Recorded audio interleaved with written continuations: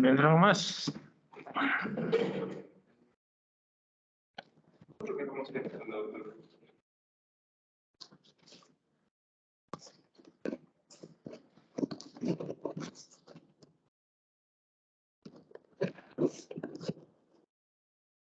Bueno.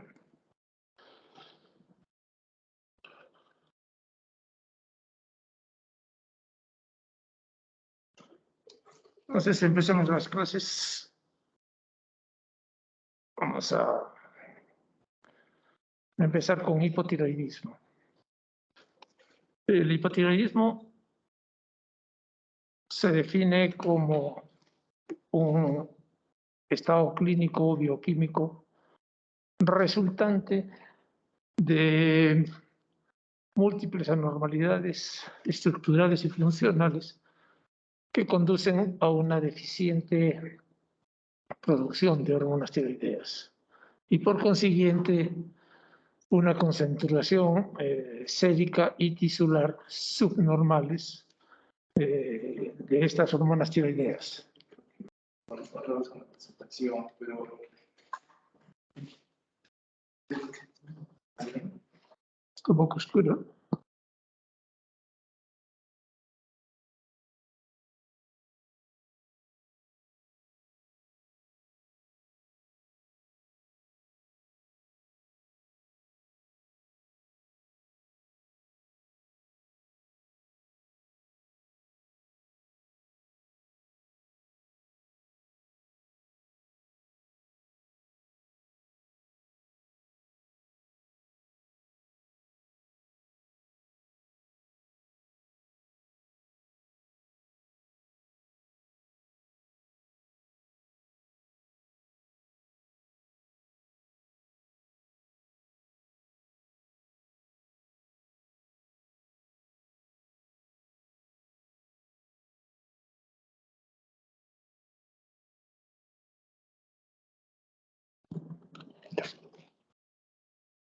Sí puedo aclararlo.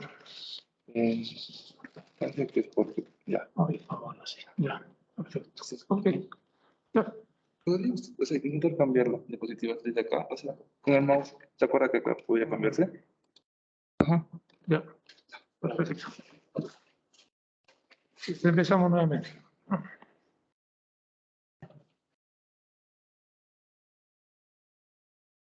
Entonces, vamos a hablar de hipotiroidismos. Hipotiroidismo viene a ser el resultante de las múltiples anormalidades estructurales y funcionales que conducen a una deficiente producción de hormonas tiroideas. Y por consiguiente va a haber una concentración sérica y tisular disminuidas o subnormales que se corrigen con el tratamiento de las hormonas tiroideas. Es decir, que el hipotiroidismo es un síndrome que expresa un menor efecto de las hormonas tiroideas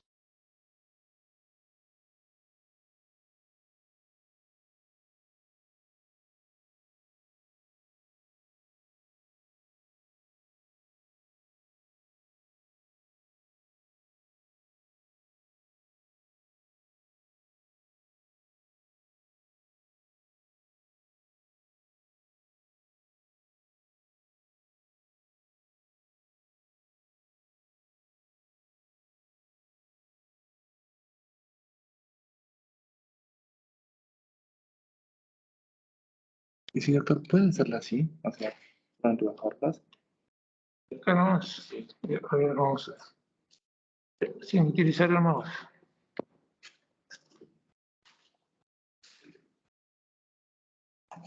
Entonces, continuamos, decimos que viene a ser un síndrome que expresa un menor efecto de las hormonas tiroideas en la glándula, que resulta de una baja secreción de hormonas tiroideas por parte de la glándula tiroidea, a excepcionar de una acción tisular, es decir, que por un efecto, digamos, de resistencia a las hormonas tiroideas puede también originar un hipotiroidismo. El término mixedema está reservado solamente para casos sintomáticos que sean severos, complicados o ambos.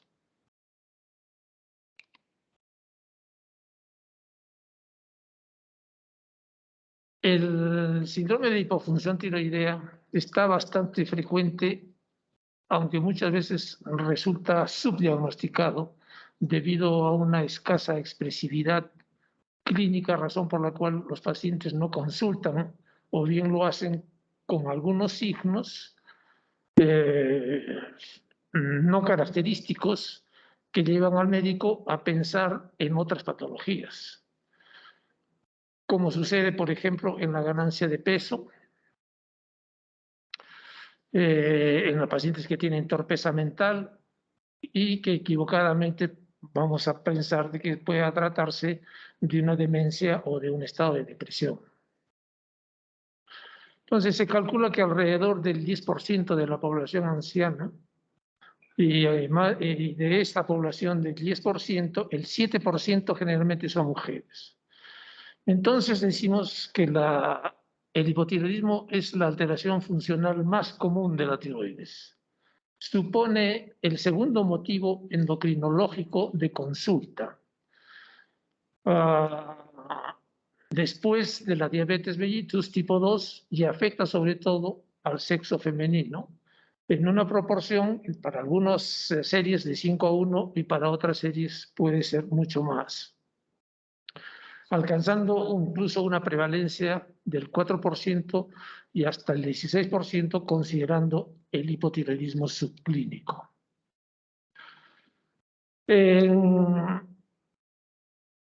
Se presenta a cualquier edad y es más común, como hemos dicho, en mujeres que en varones. En algunas series incluso llegan a ver 14 veces del hombre, de la mujer al varón. Su incidencia aumenta con la edad, entonces es más común a partir de los 30, 50 años. Más del 90% de los hipotiroidismos son primarios y de estos más del 70% son subclínicos. Es decir, que realmente pues hay una baja captación de estos pacientes. En realidad el hipotiroidismo debería ser mucho más alto porque dejamos pasar mucho a los pacientes que tienen un hipotiroidismo subclínico.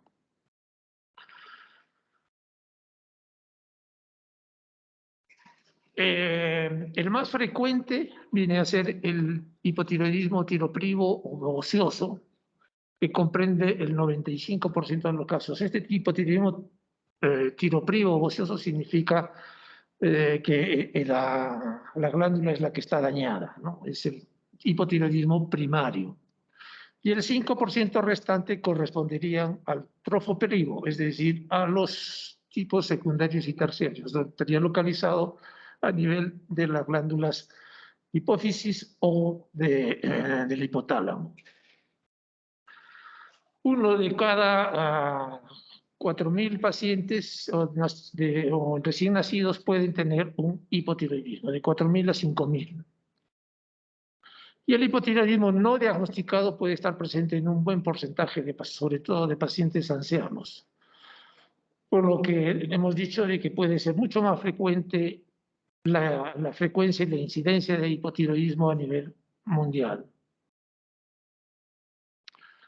La frecuencia global de la población general es aproximadamente 0,5 a 1%, y en adultos por encima de 65% aumenta a 2 a 4%. Es mucho más frecuente.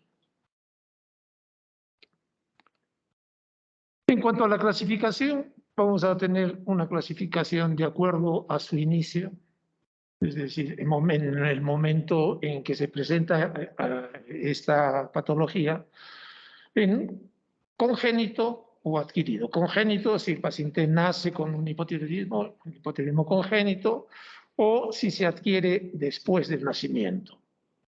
En cuanto a su etiología, hemos dicho ya que puede ser primario, es decir, que está a nivel de la glándula tiroides, puede ser secundario, puede ser hipofisiario o hipotalámico, y el periférico, que es muy raro. En este caso hablaríamos de una resistencia a las hormonas tiroideas, ¿no? Una resistencia periférica a las hormonas tiroideas. Y de acuerdo a su severidad podemos hablar de subclínico y de clínico.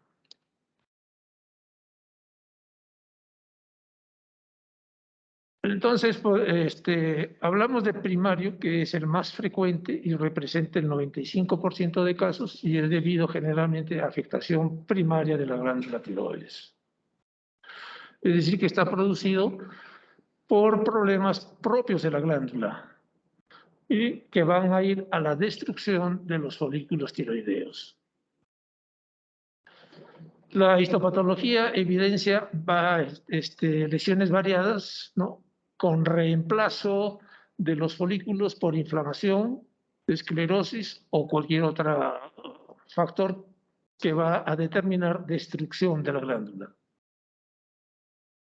Este hipotiroidismo cursa con elevación de la tirotrofina hipofisiaria por liberación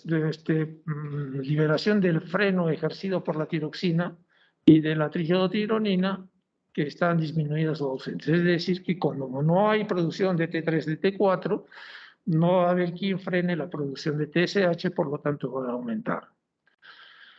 Entonces, la tiroides puede afectarse por varias razones. Por trastornos embriológicos, ¿no? Como la aplasia hipoplásica tiroidea, ¿no? Produciendo el hipotiroidismo congénito, que va a llevarnos al cretinismo, ¿no?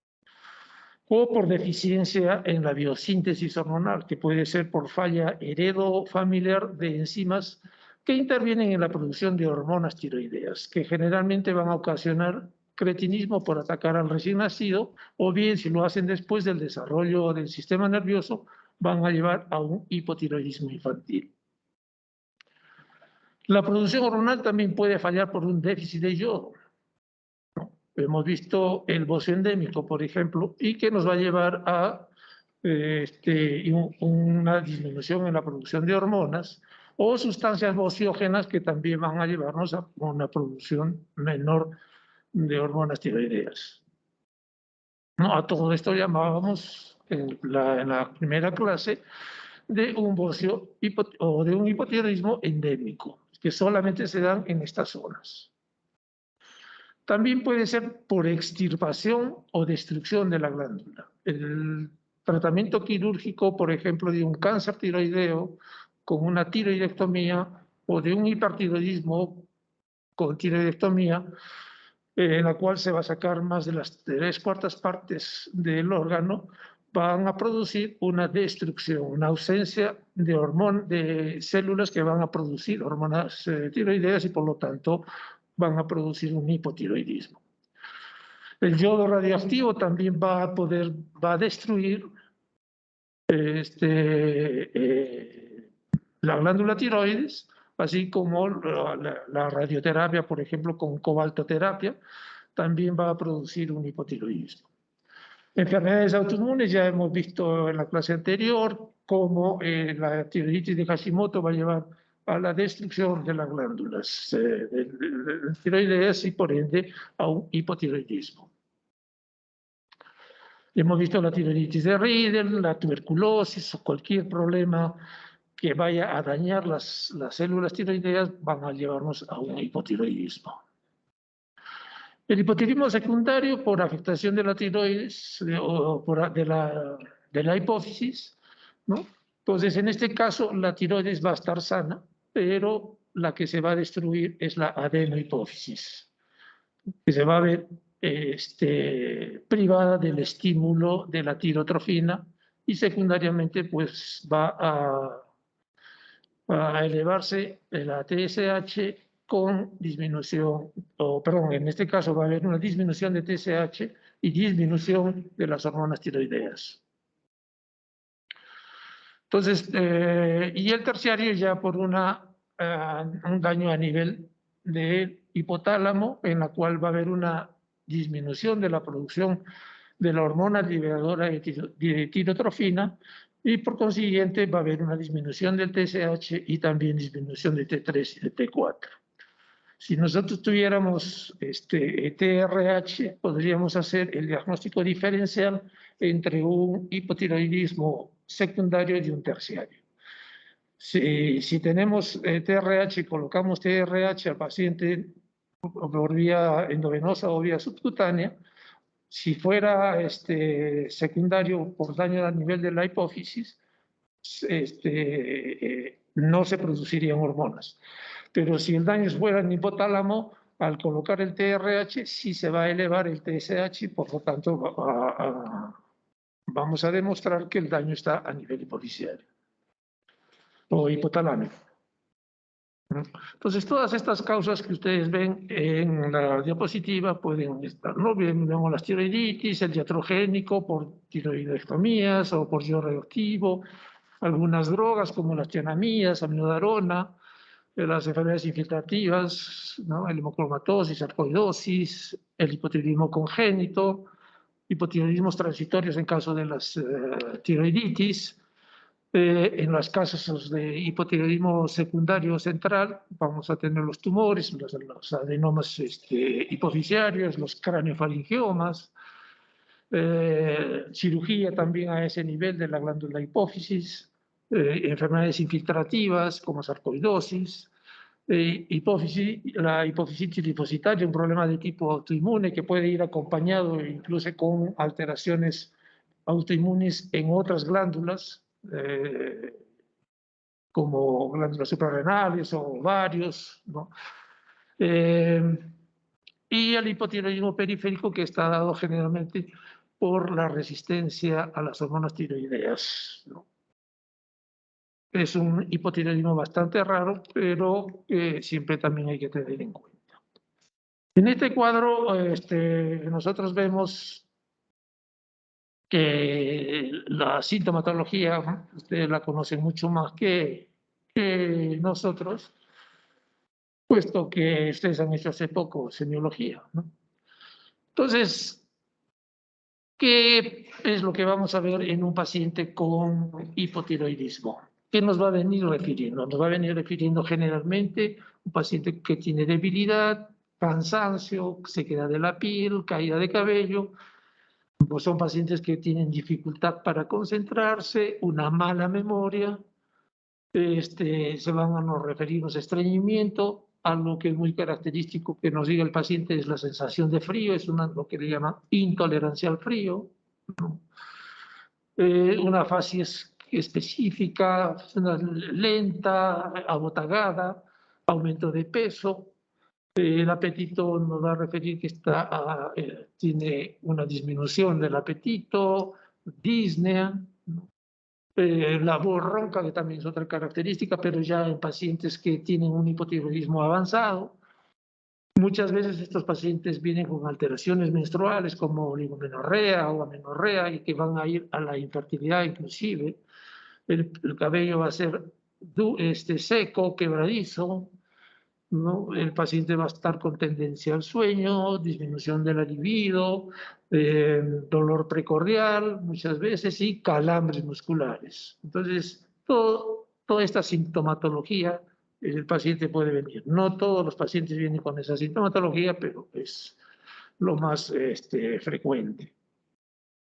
Y al examen nosotros vamos a encontrar una piel seca, áspera, la sudoración va a ser escasa, las extremidades van a ser frías, las manos hinchadas, va a haber edema de párpados, la lengua puede estar crecida, incluso a veces es tan grande la lengua, una macroglosia, que va a marcarse los dientes en la lengua, va a haber bradicardia, cardiomegalia, un edema periférico, que generalmente es un edema duro, que no deja fovea, y algo que es bien frecuente y que nosotros debemos buscar siempre en los pacientes con hipotiroidismo es el retraso de los reflejos osteotendinosos, principalmente la fase de relajación.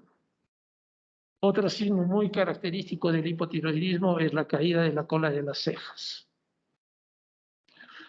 Muchos pacientes vienen con dolor a nivel de las muñecas, indicándonos que el paciente puede tener pues un síndrome de túnel carpiano, y a veces el que nos envía al paciente es el reumatólogo, ¿no? Puede haber líquido acítico, líquido pericárdico, puede haber derrame cardíaco, puede tener palidez y una coloración amarillenta. Entonces, muchos de estos signos y síntomas van a presentar los pacientes con hipotiroidismo.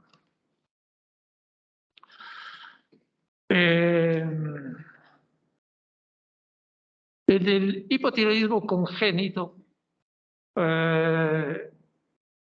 es una alteración endocrina frecuente en la edad pediátrica y está caracterizada por una deficiencia total o parcial de hormonas tiroideas, que puede ser por falla del desarrollo glandular o por alteraciones bioquímicas o de la biosíntesis hormonal, y más raramente por resistencia periférica a las hormonas tiroideas, ¿no? Es mucho menos frecuente incluso que en los pacientes adultos.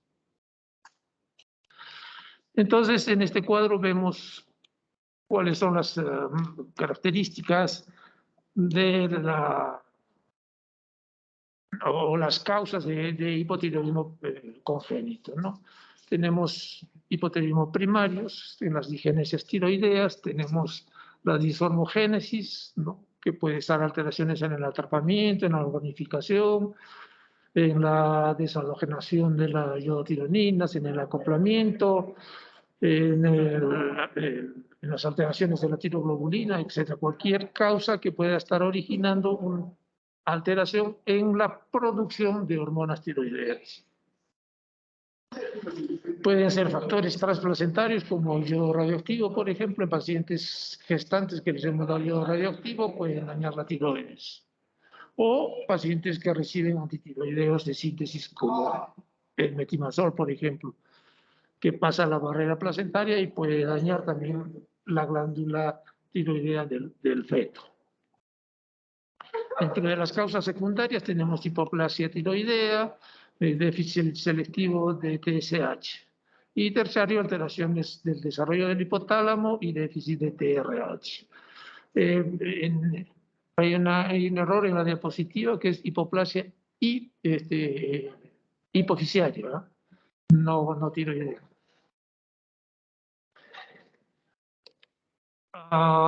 Tenemos entonces signos y síntomas característicos de un niño con hipotiroidismo congénito, ¿no?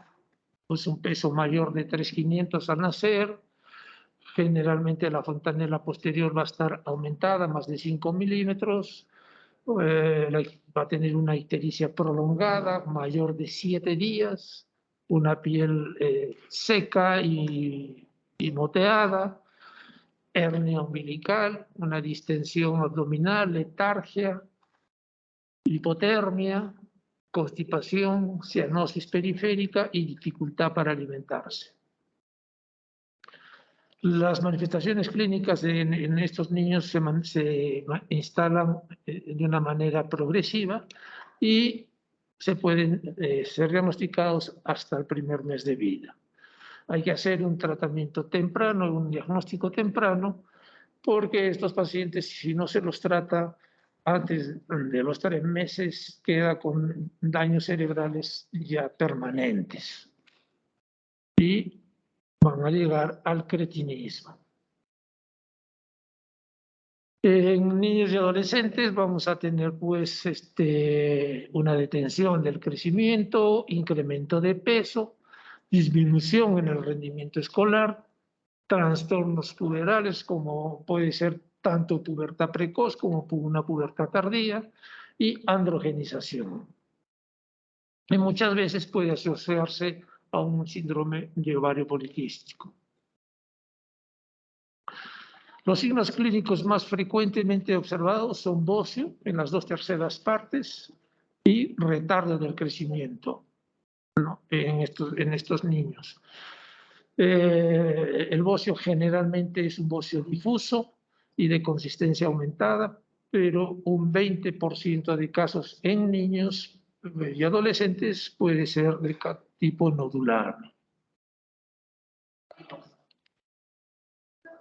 Dentro de los criterios de laboratorio, nosotros vamos a ver que el paciente generalmente va a tener una anemia, ¿no? Y esta anemia es de tipo microcítica, normocítica, normocrómica, y esto es debido a que las hormonas tiroideas suprimen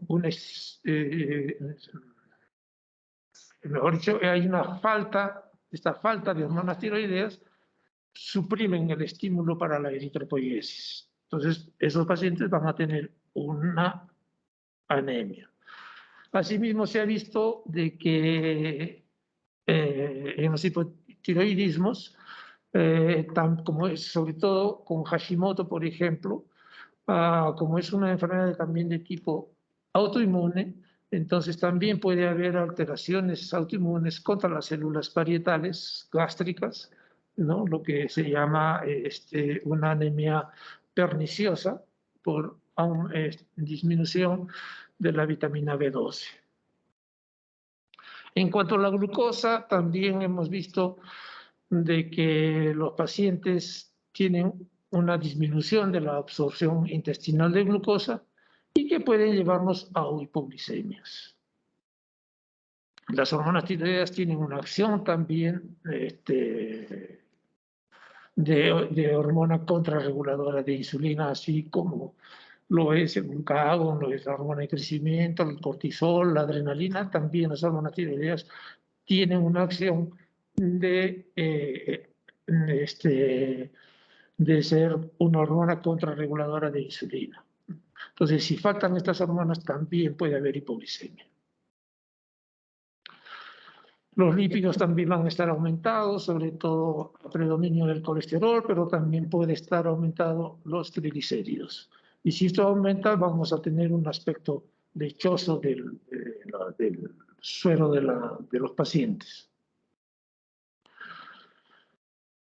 Las enzimas musculares también vamos a tener un TGO alto, el CPK, la deshidrogenasa láctica también van a estar aumentados, ¿no?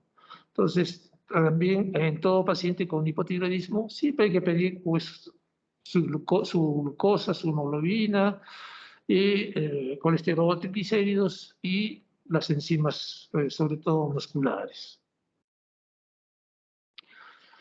En cuanto a los análisis específicos del hipotiroidismo, tenemos el TSH.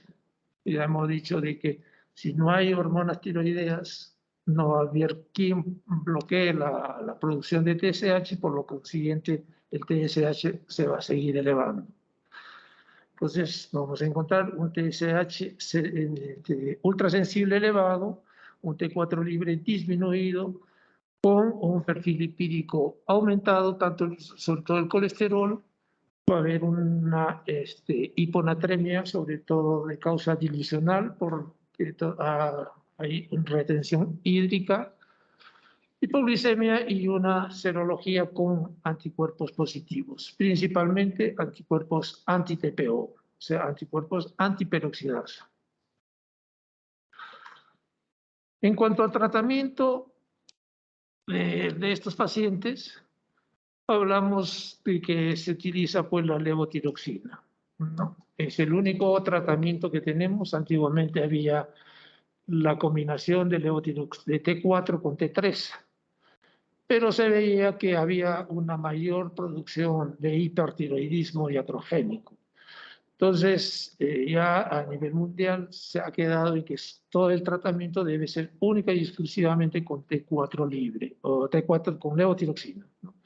Y esta levotiroxina se va a convertir en T4, en T3, y es el que va a actuar. Se dijo de que se daba T4 y T3 juntos, tratando de imitar lo que hace la tiroides, ¿no? De que produce T4 y también parte de T3, pero se veía que producía mayor cantidad de hipertiroidismos. Entonces, se puede iniciar, algunos autores mencionan con 1.6 microgramos por kilo de peso, pero cuando son pacientes jóvenes, se puede iniciar y con un hipotiroidismo core de evolución temprana, ¿no? Con un diagnóstico temprano se puede iniciar con dosis plenas de 1.6. Pero como la mayoría de pacientes vienen con un hipotiroidismo ya de mucho tiempo y pacientes o incluso ya mucho más de edad, entonces es preferible iniciar con dosis bajas, es decir, quizás con la mitad del 1.6. Y muchas veces lo que iniciamos es con 50 microgramos por día y se va aumentando 25 o 50 microgramos cada 6 días. Recuerden que la levotiroxina viene en tabletas de 100 microgramos del genérico. En pacientes cardiópatas y en pacientes ancianos podemos bajar incluso la dosis de inicio. Es decir, podemos dar 12.5 o hasta 25 microgramos días y aumentar cada 2 a 3 semanas 25 microgramos o 50 microgramos, depende de la edad del paciente y depende de las características que pueda tener el paciente, ¿no? Se dice que más o menos se precisan unas 6 semanas para que una dosis determinada alcance su efecto pleno. Por eso el tiempo mínimo para valorar y modificar el tratamiento sería tenerlo más o menos a las 6 semanas. A las 6 semanas se pide un nuevo estudio, un nuevo control, y si falta se le aumenta 25 microgramos o 50 microgramos, dependiendo de la edad, como hemos dicho, ¿no? O si el paciente ya está con sus hormonas tiroideas normales, con un TSH suprimido, entonces queda ahí. Eh, este,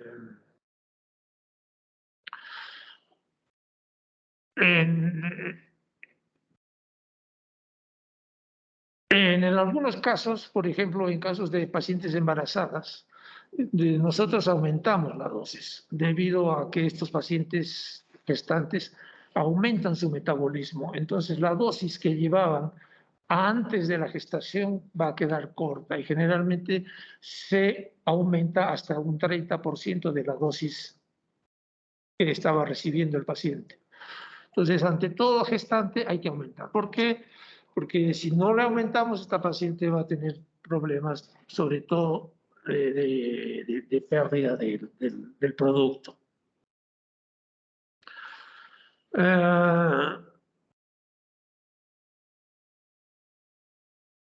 Algunas sustancias pueden disminuir o interaccionar con la absorción de la levotiroxina, como es, por ejemplo, la colestiramina, el sucarrato, ¿no? Y entonces hay que tener mucho cuidado de dar este tipo de drogas cuando un paciente es hipertiroidea, o perdón, hipotiroidea.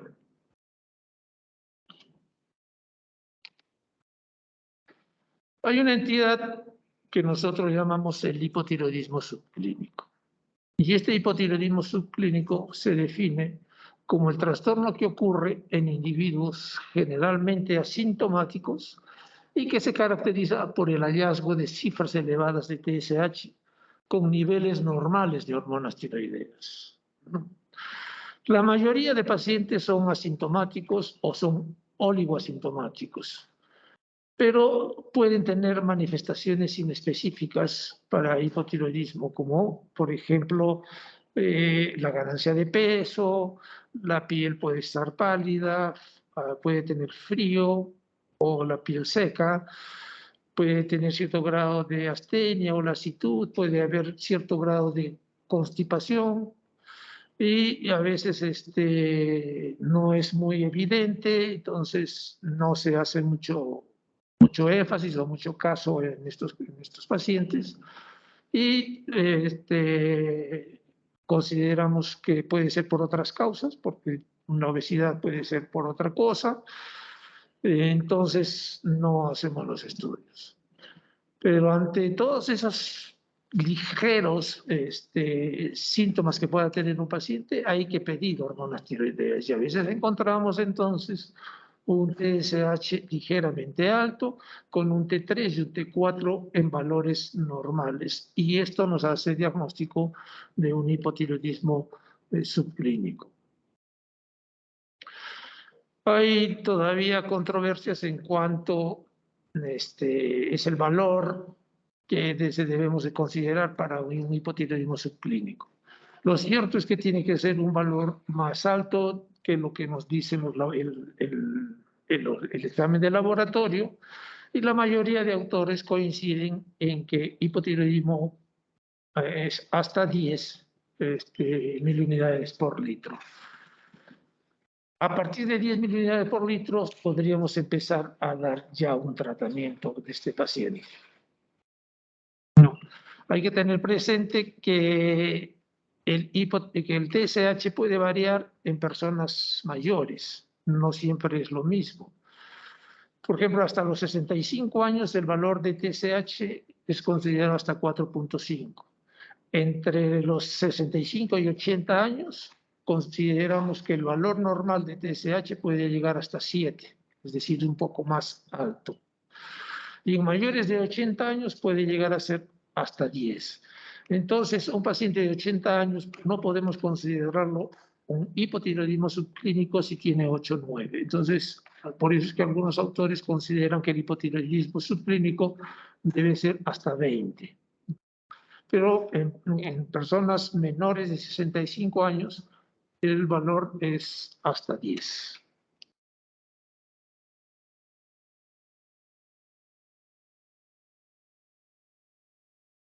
Entonces tenemos que ver que la prevalencia de esta entidad en la población general es del 1 al 10% y llega a ser hasta el 20% en las mujeres mayores de 60 años. Es decir, que realmente pues, existe un subregistro de esta enfermedad.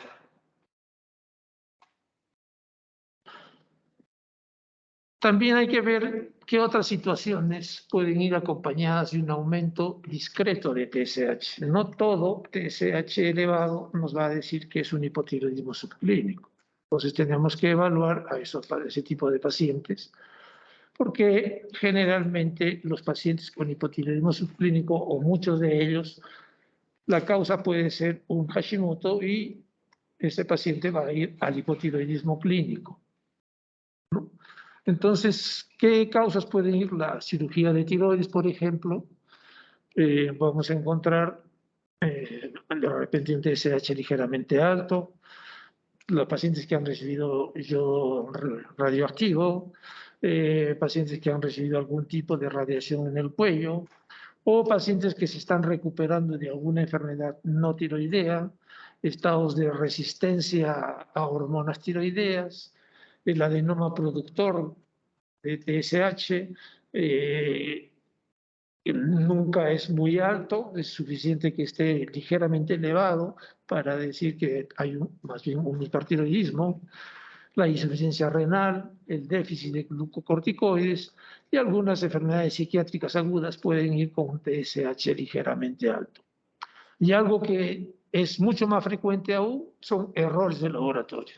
Muchas veces los pacientes vienen, se hacen tomar una muestra en cualquier laboratorio y a veces nos hacen dudar del diagnóstico. Entonces también siempre hay que tener la precaución de mandar a un laboratorio de confianza,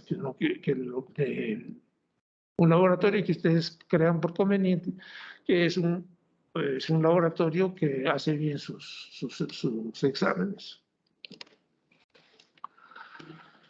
¿En qué pacientes vamos a iniciar un tratamiento? Iniciamos tratamiento si es que los niveles de TSH son mayores de 10, hemos dicho, en pacientes jóvenes y quizás más de 20 en pacientes adultos ancianos. Si tienen anticuerpos antiperoxidasa positivos, debemos iniciar tratamiento, porque ese paciente, si tiene hipotiroidismo, tiene un TSH alto y además tiene anticuerpos anti-TPO, lo más probable es que esté haciendo un Hashimoto, entonces vamos a requerir tratamiento. Si el paciente tiene un bóceo, también vamos a iniciar tratamiento. Si tiene presencia de algún signo inespecífico como depresión, como estreñimiento y cansancio, y de repente encontramos un TSH ligeramente alto con hormonas tiroideas normales, iniciamos tratamiento. Hemos dicho que en el embarazo hay que empezar el tratamiento, sobre todo porque puede haber un desarrollo neurológico fetal alterado, puede estar en peligro la supervivencia del feto, y muchas veces también se asocia a toxemia y a hipertensión gestacional. Entonces, en pacientes embarazadas, apenas tengamos un TSH ligeramente alto, iniciamos tratamiento. Después de que el paciente ya haya tenido su parto, entonces la podemos volver a estudiar para ver si realmente era un paciente que tenía un hipotiroidismo. Si demostramos que todavía sigue con el TSH elevado, nos está indicando de que ese paciente tiene hipotiroidismo. Pero si el TSH se recuperó, de repente no fue, pero tampoco no le hicimos ningún daño ni a él ni al feto. Más bien hicimos una prevención. Hemos dicho que afecta también en niños el crecimiento y el desarrollo, por lo tanto también se debe iniciar tratamiento en niños y adolescentes para evitar y no interferir en su crecimiento.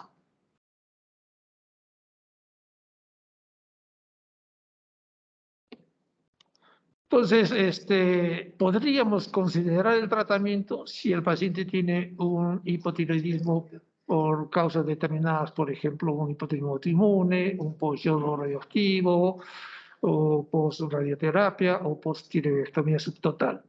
No, habría que pensar si se va o no iniciar el tratamiento. Si el bocio es mayor de 10, pérdida de memoria, e intentar un tratamiento de prueba por 6 meses.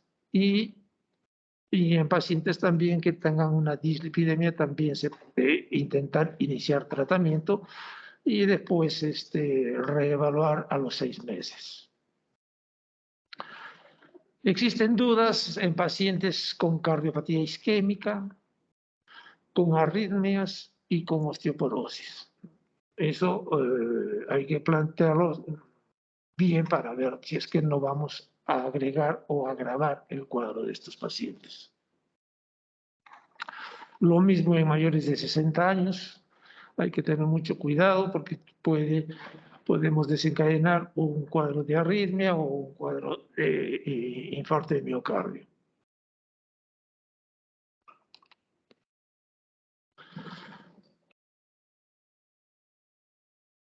Entonces tenemos un síndrome de resistencia periférica a las hormonas tiroideas. Es un cuadro clínico caracterizado por un síndrome hipotiroideo con un bocio difuso, con TSH, T3 y T4 elevados. Tiene características de hipotiroidismo, pero hormonalmente tiene características de hipertiroidismo.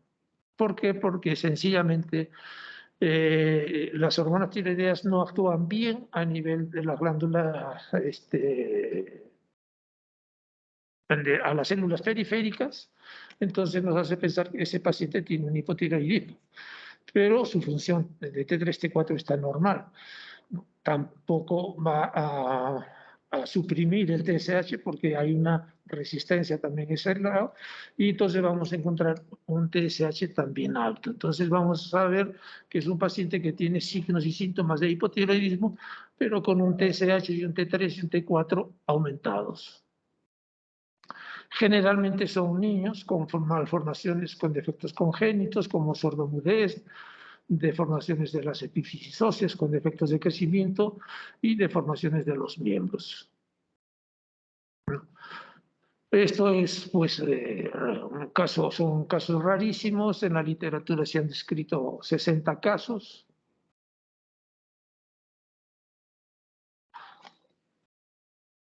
Después tenemos el síndrome del eutiroidismo enfermo.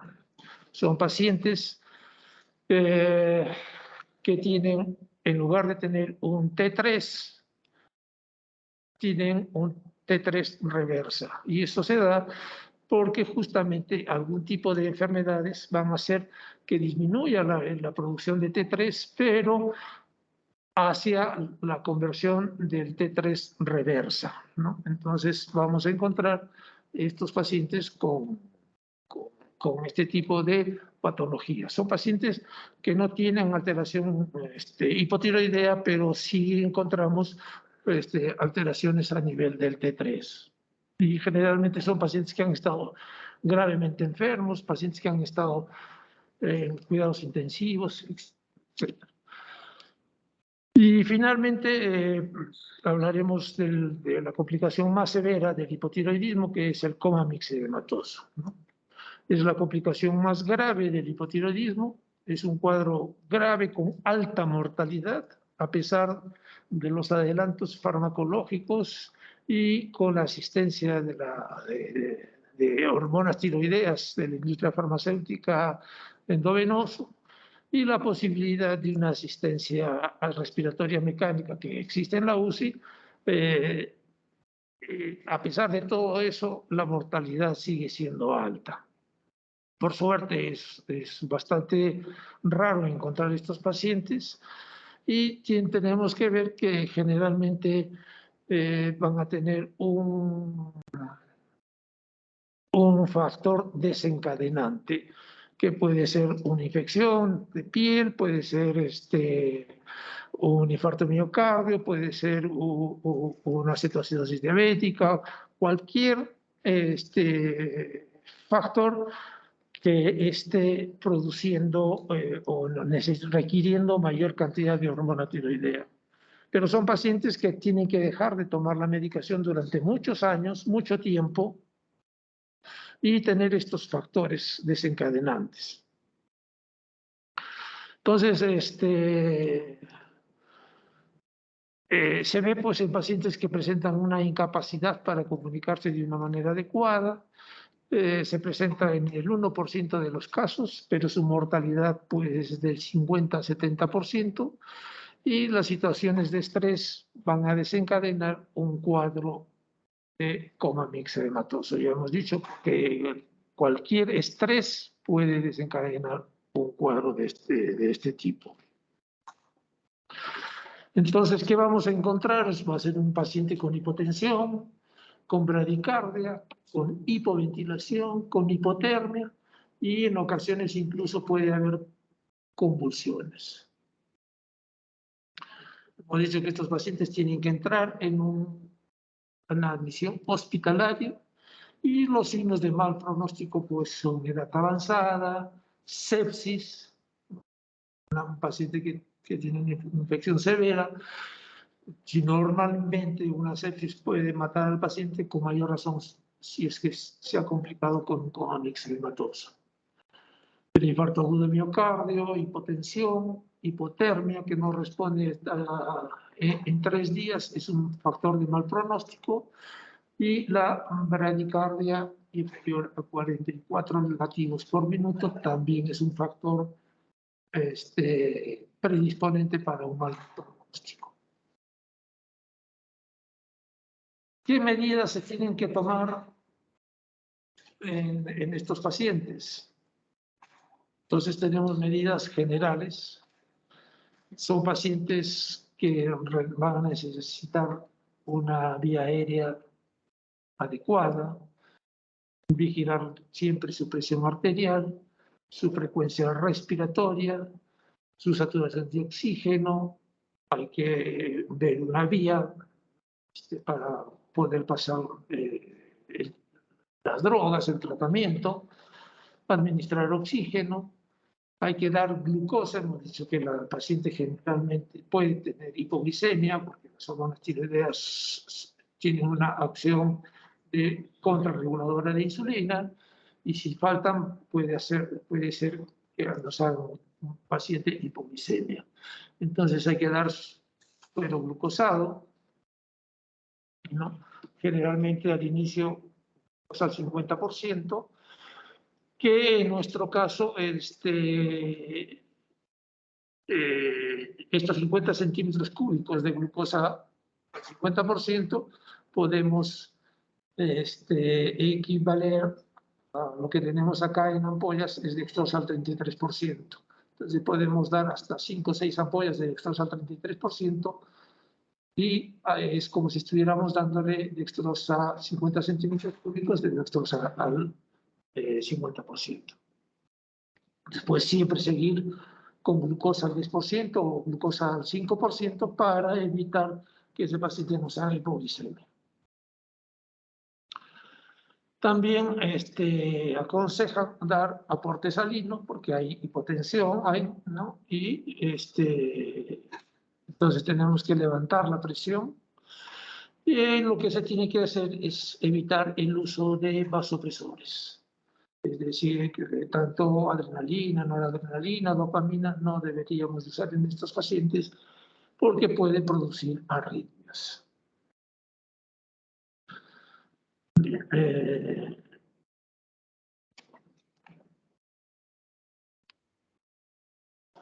entonces, en estos casos, los pacientes deben recibir levotiroxina, 300 a 500 microgramos, endovenoso en bolo. Como no tenemos nosotros en nuestro medio 300 de levotiroxina en bolo, lo que podemos dar es levotiroxina por zona nasogástrica, a esas mismas dosis. También se puede usar corticoides, sobre todo hay que iniciar los corticoides antes que usemos la levotiroxina, porque tenemos que evitar la insuficiencia suprarrenal aguda. Son pacientes que ya han tenido mucho tiempo el hipotiroidismo. Para que se produzca el coma mixedematoso tiene que pasar muchos años de hipotiroidea sin tratamiento. Muy probablemente también las glándulas suprarrenales estén afectadas.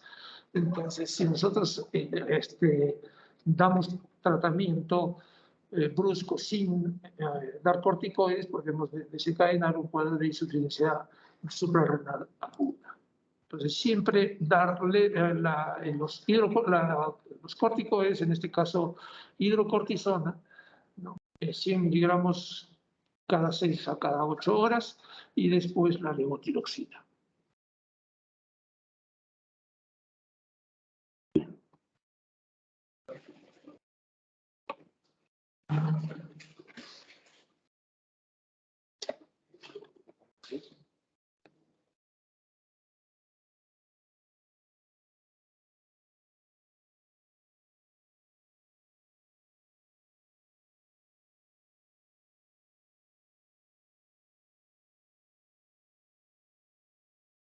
Bueno, vamos. Ya. Ok. Entonces, el siguiente tema que nos toca es hipertiroidismo.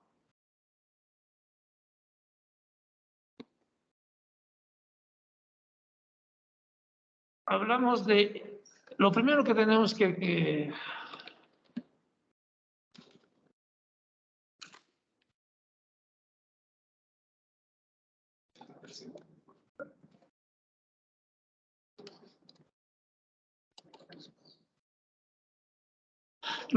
tenemos que ver es definir lo que es tirotoxicosis y lo que es hipertiroidismo. Entonces, tirotoxicosis es el síndrome clínico que resulta cuando los tejidos son expuestos a altos niveles de hormona circulante. Es decir, cualquier causa que va a elevar las hormonas tiroideas consideramos tirotoxicosis. Y consideramos hipertiroidismo cuando la tirotoxicosis es consecuencia de una hiperproducción de hormonas tiroideas por la propia glándula. Entonces, ¿hay diferencia? Sí hay diferencia. Hipertiroidismo está dentro de lo que es tirotoxicosis, pero no todo tirotoxicosis es un hipertiroidismo.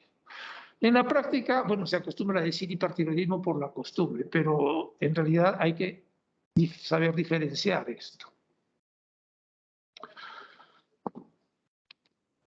Entonces, aproximadamente el 0.5% de la población sufre de hipertiroidismo.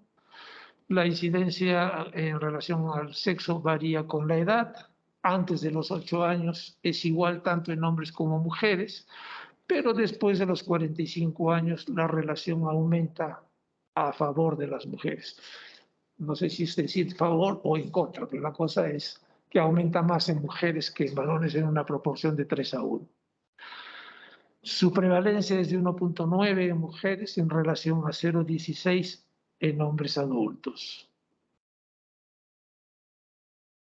La sintomatología la conocen ustedes también, es mucho más frecuente. Vemos que es el nerviosismo, la hipersudoración, la fatiga, la baja de peso, la intolerancia al calor, la disnea y la debilidad. Puede ir con diarreas, que más que diarreas es una hiperdefecación. En algunos casos incluso puede ir con estreñimiento. Va a haber molestias oculares, hinchazón de pies, pérdida del cabello también y un aumento del impulso sexual.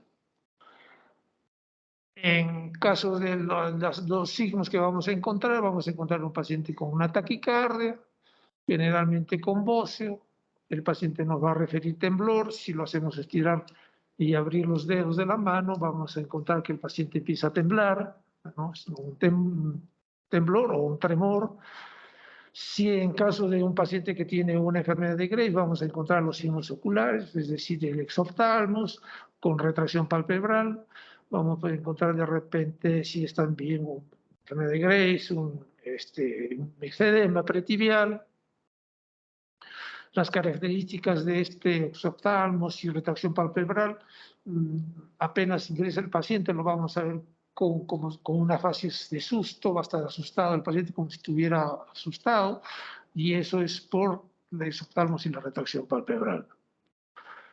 Puede haber debilidad muscular, en algunos casos puede haber ginecomastia y palmas hepáticas. Entonces, siempre que nosotros tengamos pacientes varones, sobre todo, y que tengan una ginecomastia, tenemos que descartar una patología tiroidea, sea hipo o sea hipertiroidismo.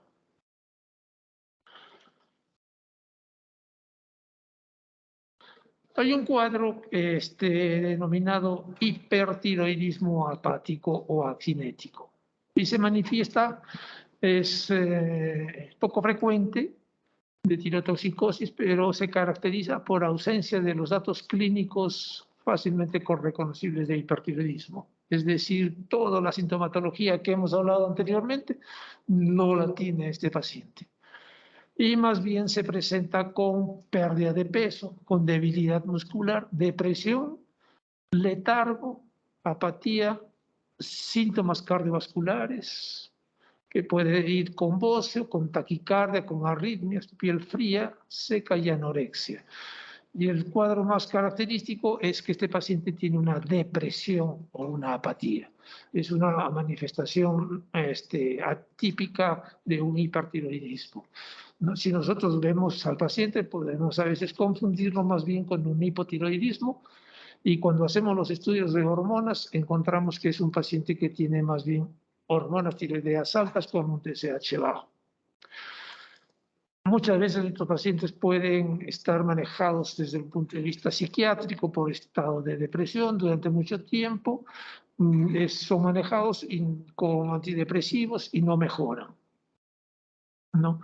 Es mucho más frecuente en la senectud y muchas veces nosotros hemos visto muchos pacientes de este tipo, pacientes ancianos, y que debutan con una arritmia cardíaca como es la fibrilación auricular, pero que están apáticos, ¿no? Que por casualidad alguien hace una buena evaluación del paciente y encuentra un bóceo. Y con el bóceo se piden los estudios de hormonas tiroideas y encontramos que es un hipertiroidismo. Y estos pacientes, como entran con fibrilación auricular, muchas veces reciben digoxina para su tratamiento y no responden a digoxina. Entonces les damos propanolol o cualquier beta bloqueador y los pacientes mejoran enormemente. Entonces, el síntoma clásico y cardinal son depresión y apatía en este cuadro. Muchas veces, como no tiene signos clásicos y el paciente está en tratamiento psiquiátrico, demora en iniciar un tratamiento adecuado. Se ha visto que en algunos casos puede presentarse incluso en pacientes más jóvenes, incluso en niños, ¿no? Y se dice de que podría tratarse de un trastorno a nivel de por el déficit de hormonas o por el aumento de hormonas tiroideas, un trastorno por una disminución del tono adrenérgico, ¿no? Que esa podría ser la causa por la cual puede originar esto. Entonces, hay una alteración del sistema nervioso autónomo y una resistencia a los tejidos, a los efectos de las hormonas tiroideas, y esto puede llevarnos a este tipo de cuadro.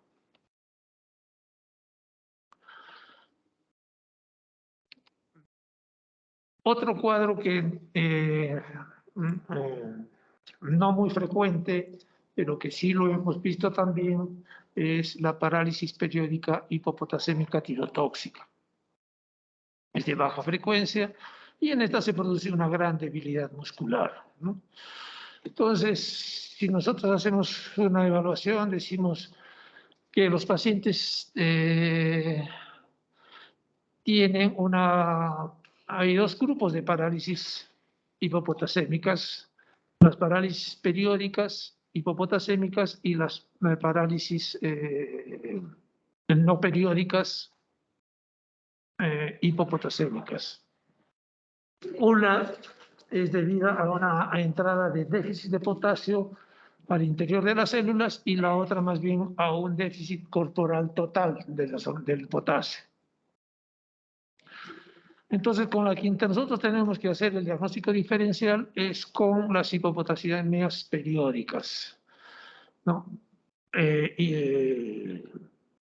O sea, la parálisis hipopotasémica periódica. Y esta parálisis hipopotasémica periódica son de tres tipos. La parálisis periódica hipopotasémica familiar, que es una causa autoinmune dominante, autosómica dominante y con mayor frecuencia en Occidente. Y la parálisis periódica hipopotasémica esporádica. Y la tercera, la parálisis periódica hipopotasémica tirotóxica. En estos casos, entonces, vemos que los pacientes van a tener un déficit de potasio y esa es la causa por la cual se va a producir una parálisis, una cuadriparálisis o paraplegia de los cuatro miembros, y que automáticamente pueden responder a las 24 horas, a las 32, a las 72 horas, se normaliza nuevamente y el paciente nuevamente empieza a presentar un cuadro similar. Por eso se habla de parálisis periódica hipopotasémica, porque la causa es la baja de potasio, pero se presenta en forma periódica. En 24 horas se resuelve y en 32 a 72 horas nuevamente recae el paciente. Entonces, estos pacientes muchas veces van a los hospitales con una parálisis, son estudiados, evaluados, mejoran el cuadro a veces sin tratamiento y se van a su casa, se van de alta. En otras ocasiones, por el mismo tratamiento que se les da en la emergencia, pueden mejorar y también se van a la casa. Pero nuevamente empiezan a presentar un cuadro similar, regresan a los hospitales, a la emergencia, a veces los hospitalizan y cuando hacen los estudios encuentran que el potasio está bajo. Hacen todos los estudios por qué tiene una hipopotasemia y hemos visto cuáles son las causas. Y al final alguien recién hace la evaluación clínica y encuentra un bocio. Y cuando encuentran el bocio, recién se le pide hormonas tiroideas. Y ese paciente vamos a tener de que encontramos un hiper T3, T4 elevados y TSH bajo. Entonces, se le inicia tratamiento. El tratamiento pues es dar yodo. Primero mejora el potasio, ¿no? Se mejora el potasio y después se le inicia tratamiento con antitiroideos y el paciente mejora enormemente de su cuadro. Y si requiere tratamiento con yodo radioactivo, se le va a dar yodo radioactivo y puede mejorar. Se dice que este cuadro se genera por una redistribución rápida y masiva del potasio del espacio extracelular al intracelular. Entonces disminuye el potasio intracelular y que es dependiente de la bomba sodio-potasio ATPasa. Entonces esta bomba se dice que es estimulada tanto por las hormonas tiroideas en forma directa y también en forma indirecta a través de la estimulación del sistema beta-adrenérgico. La insulina también podría tener una acción en estos casos. Hemos dicho de que las hormonas tiroideas tienen acción de aumentar la glucosa por un efecto de insulina. Entonces, si hay hartas hormonas tiroideas, va a aumentar la insulina y esto va a hacer que el potasio ingrese también dentro de la célula, ¿no? Entonces, eso sería otro factor por el cual también bajaría el potasio extracelular. Cuando hacemos ejercicio también hacemos lo mismo, bajamos el potasio extracelular para que aumente en el intracelular. Entonces vamos a encontrar también un potasio bajo. Entonces, esto demuestra que estos pacientes, cuando se dan dietas ricas en carbohidratos, ejercicios masivos o fuertes, puedan presentar este cuadro de parálisis periódica hipopotasémica. En esos momentos es cuando se presenta la crisis. También se habla de que la testosterona puede tener un efecto de liberación del potasio extracelular al intracelular. Entonces, y puede ser ¿por qué? Porque se ha visto que si bien el hipertiroidismo es mucho más frecuente en pacientes que tienen, en pacientes mujeres, hemos visto que es mucho más frecuente en mujeres, pero este cuadro es más frecuente en varones. En el hospital hemos tenido como 4 casos y los 4 casos han sido pacientes varones. Esto se ha visto más en asiáticos, o se descubrió más en pacientes asiáticos, pero nuestra raza pues es una raza mixta, mezclada, y tenemos todas las posibilidades de tener. Entonces, y ya hemos tenido pacientes con hiperpotasemia periódica, ¿no? Hipopotasemia periódica, una parálisis hipotasémica periódica tirotóxica. Entonces, por eso es que la traemos a la clase para que ustedes tengan conocimiento de que existe esto y que cuando encontremos un paciente con parálisis y que tenga hipopotasemia, hay que hacer un buen examen clínico y palpar la tiroides.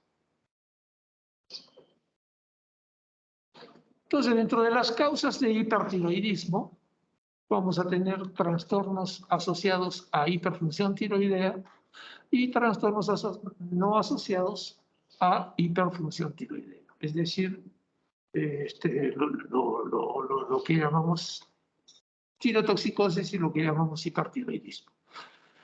Los trastornos asociados a hiperfunción tiroidea tenemos la enfermedad tiroidea autoinmune, que viene a ser la enfermedad de Graves.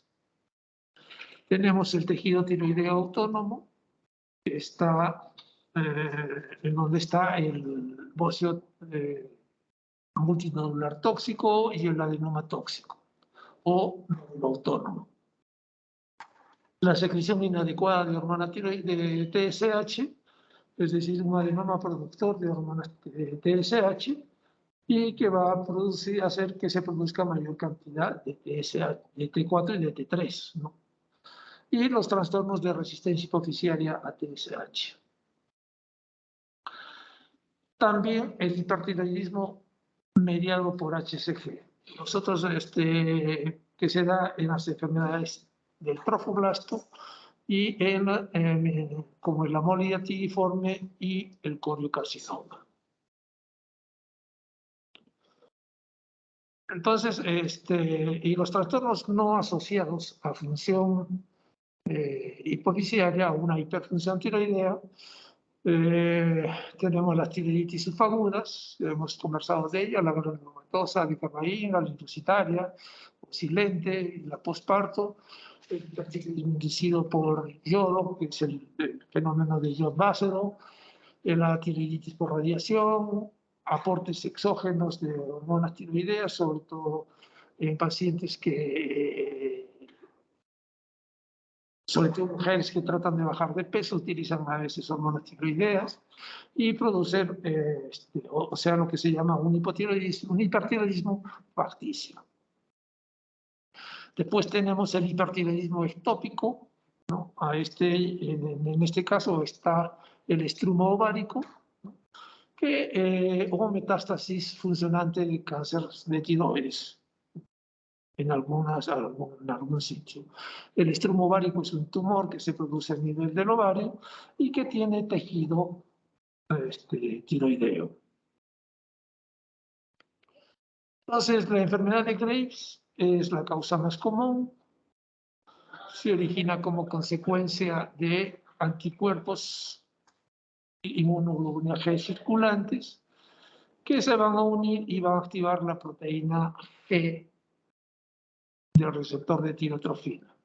Dicha activación va a llevar a una hiperplasia y una hipertrofia folicular y que luego se va a traducir clínicamente en bocio. Y también va a hacer que aumente la producción de hormonas tiroideas. Entonces, a esto se le llama son anticuerpos que van a estimular la producción de hormonas tiroideas. Es una enfermedad multisistémica autoinmune que se caracteriza por la presencia de estos anticuerpos, también llamados TSI, en el cerebro y que actúan estimulando también al receptor de TSH. Ocurre más frecuentemente en jóvenes y es más frecuente en mujeres que en varones en una proporción de 5:1. Bien, entonces el cuadro clínico ustedes ya lo conocen, es cuadro clínico que ya hemos hablado temprano con toda la sintomatología de un hipertiroidismo, pero hay una triada exclusiva en este tipo de enfermedades, que es el bocio, que es difuso, de tamaño moderado y a menudo con soplo. El bocio es la primera manifestación más frecuente de esta triada clásica. Como hemos dicho, es difuso, no doloroso y su tamaño guarda relación estrecha con la severidad de la enfermedad. Es decir, que mientras más grande sea el bocio, más grave va a ser la enfermedad. El otro cuadro es la oftalmopatía infiltrativa, que puede dar proptosis, equimosis, conjuntival, hiperemia y lagrimeo. Es decir, que todas las características de un paciente que tiene un exoftalmos y retracción papilar es por esta causa, ¿no? Se evidencia más bien, esto es un poco menos frecuente, en un 30-50% de los pacientes lo presentan, y su frecuencia es mayor cuando se da, pues, se busca estudios por imágenes. Vamos a encontrar, el oftalmólogo va a encontrar más frecuentemente esta patología, ¿no? Y que se puede detectar esta oftalmopatía infiltrativa hasta en un 80% por el oftalmólogo. Clínicamente, vamos a ver en un 30-50%, pero si el oftalmólogo hace los estudios correspondientes, puede encontrar hasta en un 80% la oftalmopatía. Y la tercera factor que está dentro de la triada es la dermopatía infiltrativa. Se conoce con el nombre de mixedema pretibial. También es poco frecuente, no es fácil de encontrarla y consiste en un engrosamiento localizado de la piel. Usualmente se le encuentra en el área pretibial, por eso es que se habla de mixedema pretibial. Y bueno, tenemos todos los cuadros, las características pues asociados de temblor, de taquicardia, de cansancio, de pérdida de peso, etc., ¿no? Toda la gama de manifestaciones clínicas que tienen los pacientes con hipertiroidismo. Para el diagnóstico definitivamente es el estudio de T4 y de T3, que lo vamos a encontrar altos y un TSH bajo. Podemos encontrar también anticuerpos contra el receptor de TSH que son los que van a originar que se produzca mayor cantidad de hormonas tiroideas. Porque pese a que tiene un TSH bajo, se sigue produciendo gracias al estímulo de estos anticuerpos. ¿Qué otros estudios podemos hacer? Podemos hacer estudios con una ecografía, en la cual vamos a encontrar un boseo difuso, y si hacemos una gammagrafía vamos a encontrar un boseo hipercaptante. Entonces esos son los estudios que podemos hacer, estudios de tiroideas, estudio de anticuerpos, estudio de ecografía y estudios de gammagrafía. Habíamos dicho que la diferencia entre la enfermedad de Graves y de una tiroiditis de Hashimoto era la captación de hemo. Mientras que en Graves encontramos hipercaptación, en Hashimoto encontramos una hipocaptación.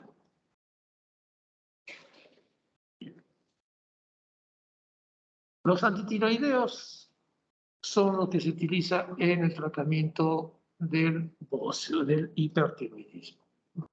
Acá usamos las tionamidas, que son 3, el cardiomazol, el metimazol y el propiltiuracil. Lo que nosotros tenemos es el metimazol. No tenemos ni propiltiuracilo ni cardiomazol. Estos tienen una acción de inhibir la síntesis de hormonas tiroideas.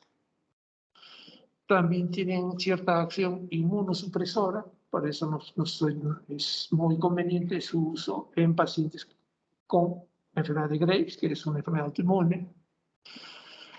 Y el propiltiuracilo tiene una acción más de que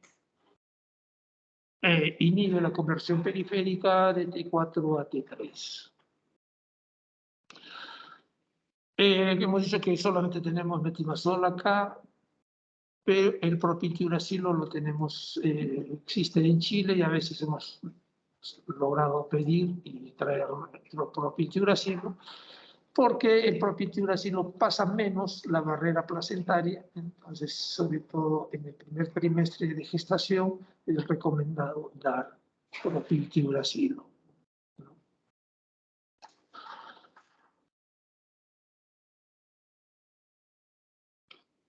En cambio, el cardiomazol no lo tenemos. Existen complicaciones con el tratamiento con estas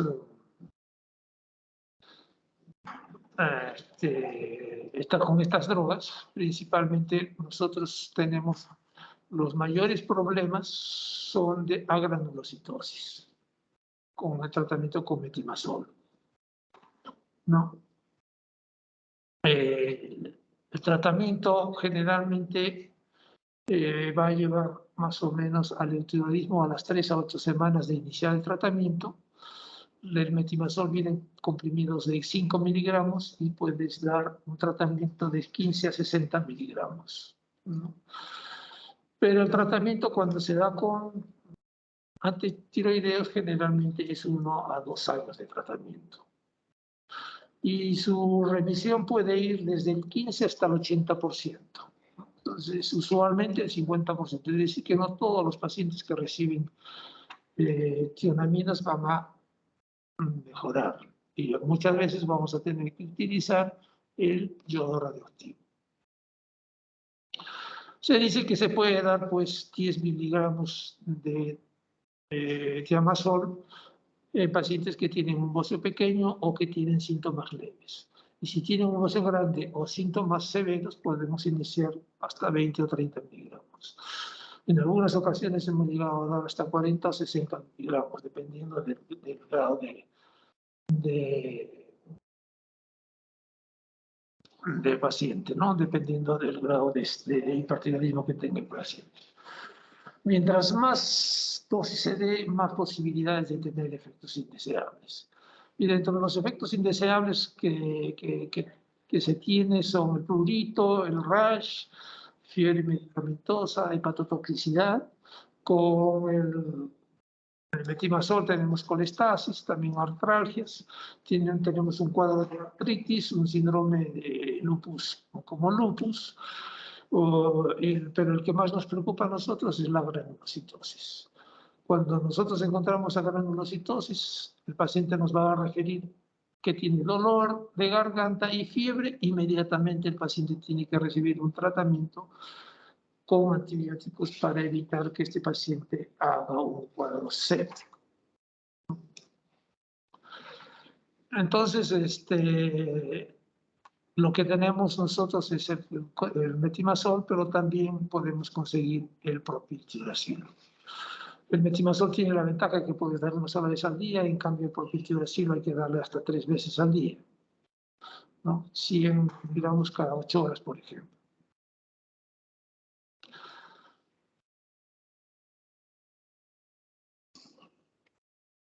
Otro tratamiento que podemos usar es el yodo, ¿no? Como Lugol, por ejemplo, se puede dar en gotas, 5 a 10 gotas por vía oral, 3 veces al día.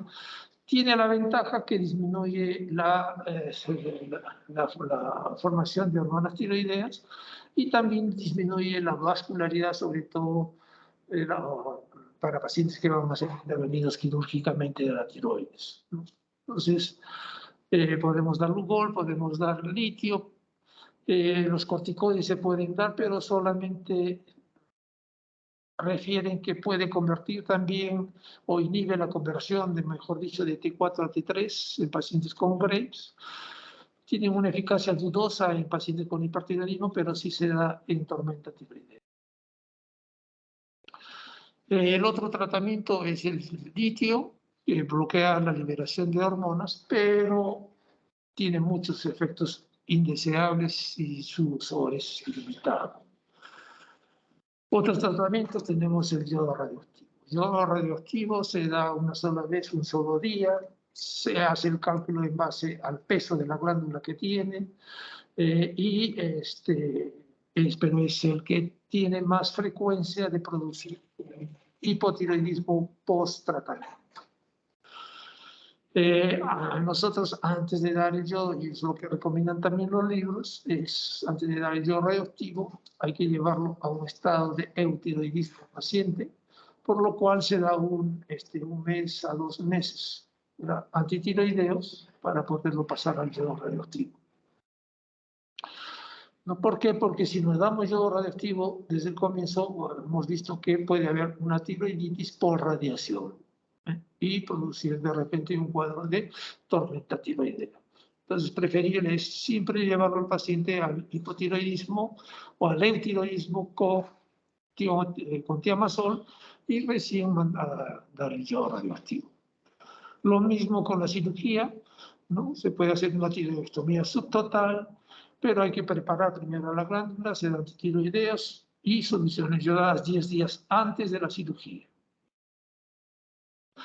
También puede desencadenar un hipotiroidismo porque el cirujano va a sacar parte de la tiroides y no sabemos si la cantidad que está sacando es suficiente para mantener en un paciente normotiroideo o eutiroideo, o de repente está sacando mucha glándula y lo va a pasar al hipotiroidismo.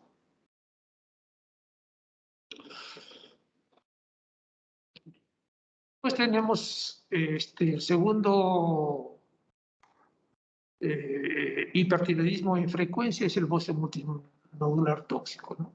Es la segunda causa de hipertiroidismo y en la cual se van a desarrollar múltiples nódulos y vamos a tener nódulos normofuncionantes, hipofuncionantes e hiperfuncionantes, es decir, nódulos fríos, calientes y tibios, y estos nódulos calientes son los que van a producir mayor cantidad de hormonas.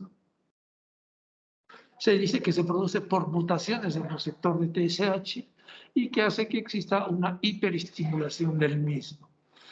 Entonces, como habíamos visto en la clase anterior, vamos a encontrar estos nódulos tibios o calientes y que con el tiempo van a ir creciendo y van a ir aumentando su producción de hormonas tiroideas, ¿no?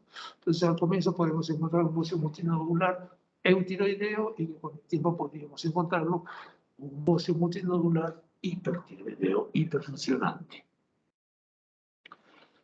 El tercero es el bocio, el adenoma tóxico o nódulo autónomo, ¿no? Es un adenoma folicular que adquiere autonomía y que es mucho más frecuente en mujeres de 20 a 30 años.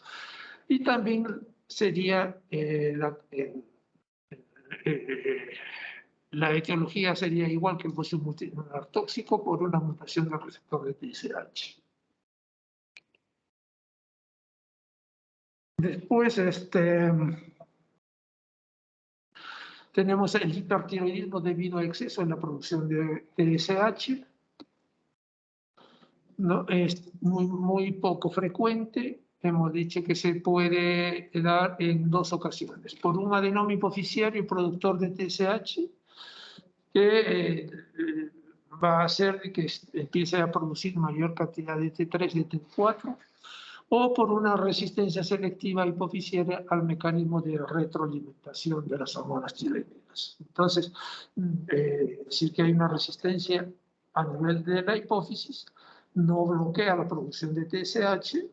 Esta resistencia se produce mayor cantidad de TSH y por ende va a producir mayor cantidad de T3 y T4. Son cuadros raros, pero que se pueden presentar. Y luego tenemos el hipertiroidismo mediado por HCG, que es una forma de presentación rara, pero que sí se ha visto, sobre todo en pacientes que tienen una mole hiatiniforme o un coreocarcinoma, ¿no? ¿Por qué? Porque la hormona, la HCG, tiene la misma acción, es un polipéptido muy similar al TSH y por lo tanto va a ir por su cuenta a producir hormonas tiroideas. Entonces va a estimular la producción de TSH, de T4 y de T3 y producir un cuadro de hipertiroidismo.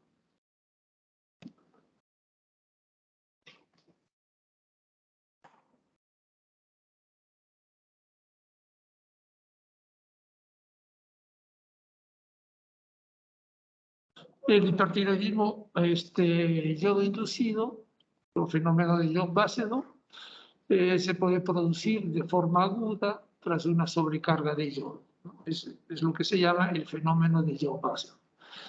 Se ve en pacientes que tienen una autonomía funcional tiroidea latente, sobre todo en zonas de bocio endémico.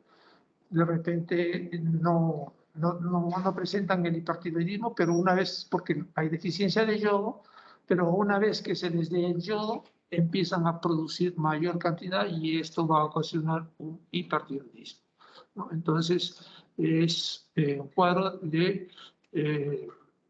hipertiroidismo secundario a al yodo. Después tenemos la tirotoxicosis inducida por la medicación o automedicación, es la tirotoxicosis ficticia, y pacientes que hemos dicho que toman hormonas tiroideas para bajar de peso. Y el hipertiroidismo ectópico o el estrumo ovárico, ¿no? Que normalmente es un tumor que se presenta en el ovario y que tendría las mismas células tiroideas en su interior y por ende producir mayor cantidad de hormonas tiroideas. Entonces, el diagnóstico de hipertiroidismo lo hacemos por la anamnesis. Lo hacemos por el hallazgo del examen físico y por la valoración morfológica, de acuerdo a la ecografía y de acuerdo a la gamografía, ¿no? Y vamos a hacer un estudio funcional, de acuerdo a las hormonas tiroideas. ¿Qué otras pruebas podemos tener? Anticuerpos anti-TPO, nos va a indicar de que es una enfermedad de Graves, y los anticuerpos antitiroglobulina. La gamografía, hemos dicho de que nos va a dar un bocio hipercaptante, que puede ser difuso, puede ser nodular, es decir, que en la zona donde está el nódulo vamos a encontrar la mayor captación. Así como existe un hipotiroidismo subclínico, puede existir un hipertiroidismo clínico, ¿no? En este caso, la TSH va a estar baja, asociada a hormonas tiroideas normales y ausencia clínica de un cuadro de hipertiroidismo. En la práctica es difícil distinguir dos grupos de hipertiroidismo subclínico. Los pacientes con una alteración ligera de TSH, que estaría entre 0,45 y 0,1, y los más severos cuyo TSH estaría por debajo de 0,1, pero con hormonas tiroideas normales.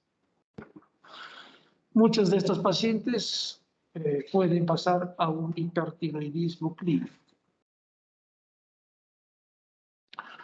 Y así como tenemos un cuadro severo de hipertiroidismo, que es el coma mixedematoso, también tenemos un cuadro severo que se llama crisis tirotóxica. Es aquella situación de hipertiroidismo que supone una amenaza para la vida del paciente y se hace simplemente por sospecha clínica. Y existe unos criterios que se le llama criterios de Busch-Werkowski, que va a indicarnos si este paciente puede o no tener hipertiroidismo o una tormenta tiroidea. Cada parámetro le vamos a dar un valor. Por ejemplo, si hay una disfunción termorreguladora, una temperatura puede estar mayor de 40, le damos un valor de 30, por ejemplo, ¿no? Ahí tienen, de acuerdo al valor de temperatura que tenga el paciente, le vamos a dar un valor, una puntuación diferente. Si tiene un efecto sobre el sistema nervioso central, por ejemplo, si está ausente, 0 puntos. Si es leve, si tiene solamente una agitación, le damos 10 puntos. Si es moderada, ¿no?, el paciente empieza a presentar delirio, letargia, psicosis, le damos una puntuación de 20. Y si es severa, convulsiones, coma, ya le damos un puntaje de 30. Si hay una disfunción gastrointestinal, también igual, ¿no? Si es ausente, si está moderado o severa, vamos a darle un 0, 10 o 30 o 20 de puntaje. Si hay una disfunción cardiovascular, vamos a darle también, si tiene taquicardia, de acuerdo a la taquicardia que tenga, vamos a darle entre 5 hasta 25 puntos. Y si el paciente tiene insuficiencia cardíaca, le vamos a dar de 0 a 15 puntos, ¿no? Si la fibrilación es ausente, si es leve, si es moderado, si es severa.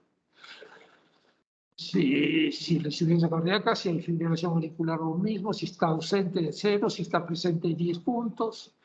Si encontramos un evento precipitante, por ejemplo, una infección, vamos a darle 10 puntos. Si no encontramos, le damos 0 puntos. La cosa es que al final hacemos una suma de todos los puntajes que hemos dado y la puntuación de 45 a más es altamente sugestiva de tener una tormenta tiroidea. Y una puntuación de 25 a 44 sugiere una tormenta inminente, y una puntuación por debajo de 25 es poco probable que presente una tormenta tiroidea. Entonces,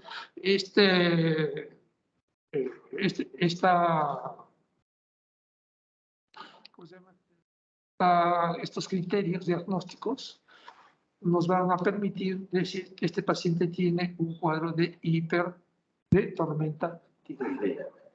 Entonces, dentro de las causas precipitantes tenemos la administración de yodo radioactivo, por eso les decía temprano que nosotros preferimos darle al paciente tionamidas con la finalidad de llevarlo a un estado de tiroideo antes de darle yodo radioactivo. Podemos tener un cuadro infeccioso, una cetosis diabética, el parto mismo puede desencadenar la inducción de anestesia para un paciente que va a ser tratado quirúrgicamente, también puede desencadenar una tormenta tiroidea, el infarto de miocardio también puede desencadenar, es decir, cualquier estrés nos va a producir un cuadro de tormenta tiroidea. Entonces, ¿qué tenemos que hacer? Medidas antitérmicas, con bolsas de hielo, compresas de toallas húmedas y paracetamol. No hay que tratar de bajar la temperatura bruscamente porque puede ser peligroso para el paciente. Hay que vigilar y garantizar la función respiratoria y cardiovascular, administrando oxígeno, restableciendo el balance hidroelectrolítico. Son pacientes que probablemente no están comiendo y además están con una hipersudoración, están perdiendo líquidos, están perdiendo electrolitos, tenemos que corregir. El paciente puede entrar en una acidosis metabólica, hay que corregir la acidosis metabólica. Entonces, tenemos que hidratarlo bien al paciente, dar multivitamínico, sobre todo para tiamina, para prevenir la encefalopatía de Wernicke, y si es necesario tenemos que sedarlo al paciente. Hay que tratar y no olvidarse nunca del factor desencadenante, tan igual como el mixedematoso. Siempre tratar el factor desencadenante. Y estas son las medidas ya del tratamiento específico, ¿no? Podemos dar el propiltiuracilo, el metimazol, de preferencia se dice que se debería dar el propiltiuracilo porque el efecto que tiene de bloquear la conversión de T4 a T3, pero no tenemos en nuestro medio y entonces tenemos el metimazol, pero se da en dosis más altas, ¿no? Incluso se da 20 a 30 miligramos cada 6 horas. En un paciente con hipertiroidismo se da hasta 60, pero en 24 horas. En este caso estamos dando hasta 6 veces al día, 4 veces al día. También se puede dar Lugol, se puede dar yoduro de potasio, podemos utilizar sustancias yodadas que utilizan los radiólogos, como el ácido iopanoico. El propanolol en este caso también es muy importante dar, no solamente para los efectos de taquicardia, de trastornos de fibrilación auricular, los problemas cardiovasculares, sino también porque se dice que tiene efecto en la conversión de T4 a T3. Entonces, el propanolol también se da también de 40 a 80 miligramos cada 4 horas. Y en estos casos sí damos glucocorticoides porque también tienen un efecto que bloquean también, dicen, la conversión de T4 a T3. Entonces, con esto nos permite mejorar al paciente. Entonces, hay que hacer una buena hidratación, oxígeno y sobre todo antitiroideos, yodo, Lugol o propanolol y corticoides es lo que se da en pacientes con tormenta tiroidea. Es todo en cuanto quería exponerles hoy día. Si hay alguna pregunta o